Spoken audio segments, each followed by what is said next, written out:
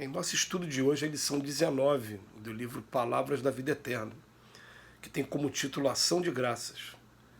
Tomou o cálice e, tendo graças, o deu aos discípulos, dizendo: bebei dele todos. Evangelho de Mateus, capítulo 26, versículo 27. No mundo, as festividades gratulatórias registram invariavelmente os triunfos passageiros da experiência física. Lautos banquetes comemoram reuniões da família consanguínea, músicas alegres assinalam o término de contendas na justiça dos homens, nas quais muitas vezes há vítimas ignoradas soluçando na sombra. Com Jesus, no entanto, vemos um ato de ação de graça que parece estranho à primeira vista. O Mestre Divino ergue hosanas ao Pai justamente na hora em que vai partir ao encontro do sacrifício supremo.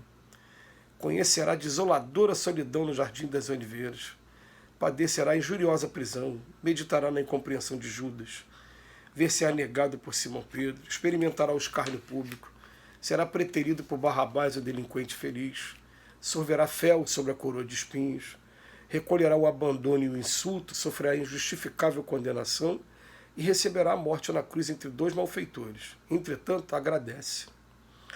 É que na lógica do Senhor, acima de tudo, brilham os valores eternos do Espírito. O Cristo louva o todo misericordioso pela oportunidade de completar com segurança o seu divino apostolado na terra, rendendo graças pela confiança com que o Pai o transforma em exemplo vivo para a redenção das criaturas humanas. Embora essa redenção lhe custe martírio e flagelação, suor e lágrimas. Não te percas desse modo em lances festivos, sob pretensas conquistas na carne que a morte confundirá hoje ou amanhã. Mas no turbilhão da luta que santifica e aperfeiçoa, saibamos agradecer os recursos com que Deus nos aprimora para a beleza da luz e para a glória da vida.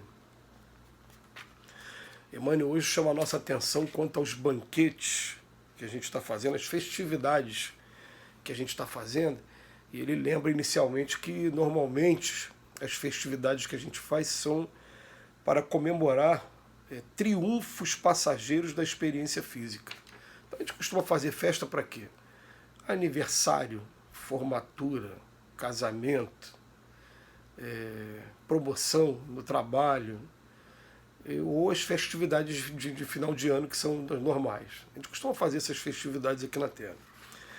E ele chama a atenção para a gente de que Jesus me faz o contrário. Jesus vai fazer um banquete, uma festividade que ficou conhecido como a Última Ceia, que inclusive foi pintado várias vezes em quadros, né? Jesus no centro e os discípulos ao seu redor. E ele vai fazer essa ceia justamente naquele momento que antecede o sacrifício supremo dele. Por que isso? Porque, na verdade, Jesus ele vai fazer a justificativa no final, né?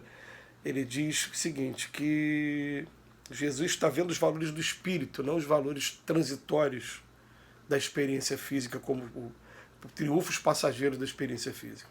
Ele está comemorando mais o lado espiritual. E aquela comemoração dele estava sendo porque ele estava concluindo com triunfo uma missão que recebeu do Pai, né? Então, estava indo para o martírio, sabia que eram os últimos momentos e fez a comemoração.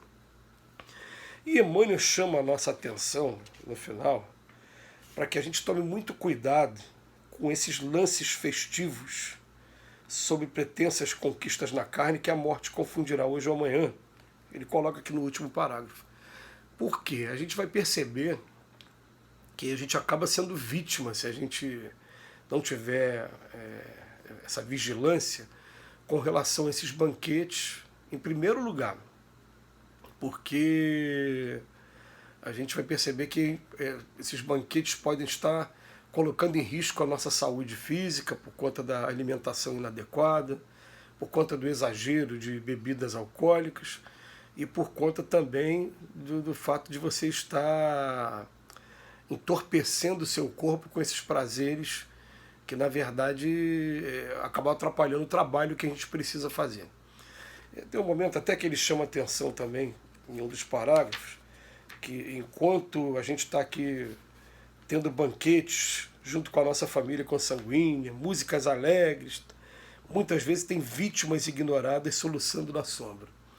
Ainda chama a nossa atenção para isso. Mas no primeiro momento, vamos colocar aqui que eu me lembro de uma lição escrita por Humberto de Campos, através de Chico Xavier, que relatava isso. Relatava de um trabalhador espírita em que a espiritualidade inferior estava de todas as maneiras querendo afastar esse trabalhador do trabalho. E tentou várias maneiras, aí, sob o ponto de vista moral, promover esse afastamento. Dificuldades na família, dificuldade financeira, dificuldade no trabalho. Em todas elas ele passou bem. Mas quando chegou nas festas, inclusive na lição, vinha falando inclusive que era festividade sob o ponto de vista religioso.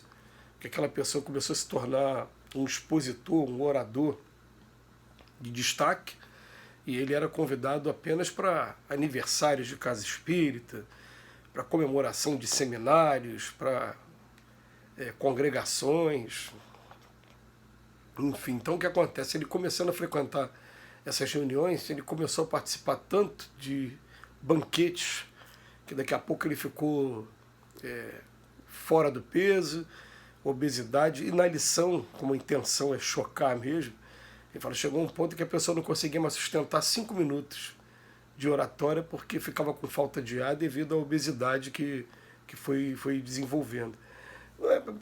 É claro que a lição procurou chocar, mas acontece de maneira menor com a gente normalmente esse tipo de coisa, mas não nesse ponto de você não conseguir nem 5 minutos, né?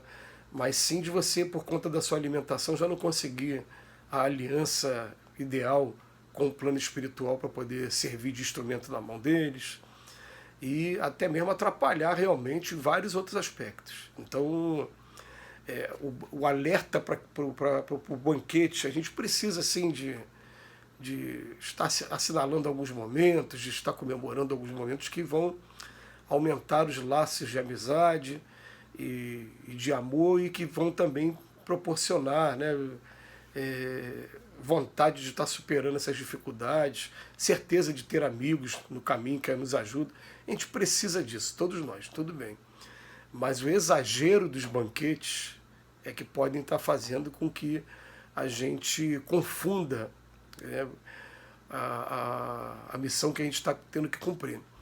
E ele assinala que Jesus veio fazer o banquete antes de experimentar toda essa experiência que a gente não consegue imaginar, a gente lê, mas por um processo natural de defesa nossa, a gente não consegue entrar nas palavras, a gente não consegue imaginar o que seja uma prisão hoje e o que seja uma prisão na época de Cristo.